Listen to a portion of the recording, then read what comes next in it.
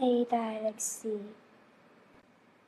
我哋初小嘅時候學過空氣嘅特性，佢哋冇色、睇唔到、冇味、冇味道、冇臭、冇氣味。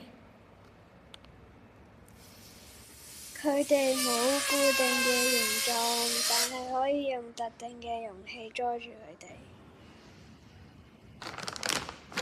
今日我哋會透過一個實驗嚟了解大氣壓力。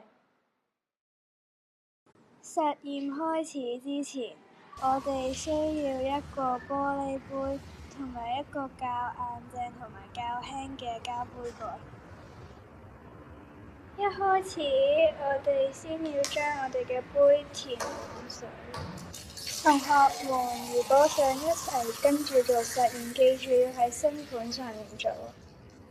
之後，我哋將膠杯蓋冚住個玻璃杯，再慢慢將佢倒轉。之後，見證奇蹟嘅時候嚟啦！將揸住杯蓋嘅手慢慢鬆開，我哋可以睇到，即使片中嘅老師揸住杯蓋隻手鬆開咗，幾大力咁樣搖晃同埋轉動，玻璃杯裏面嘅水都冇因為重力而跌落。但係我哋將揸住杯蓋嘅隻手鬆開，啲水就會跌晒落嚟。係咪好神奇呢？呢個唔係乜嘢嘅魔法，而係空氣中嘅大氣壓力。雖然重力將杯裏面嘅水向下拉，但係空氣裏面嘅壓力比杯裏面嘅壓力大，因此形成咗一股向上推嘅大氣壓力。呢一股向上推嘅力，令空氣自動幫我哋撳住個杯蓋。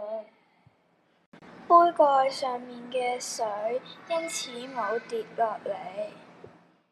其實我哋喺生活中都好多產品係應用咗大氣壓力㗎，例如係將物品吸喺牆上面嘅吸盤啦，仲有我哋平時攞嚟飲嘢嘅飲管等等。你仲諗唔諗到其他嘅生活應用呢？問答環節，同學們打開 V 學園小冊子，喺常識樂學繽紛嘅格仔入邊寫上正確答案，就可以換領 V 學園印仔一個啦。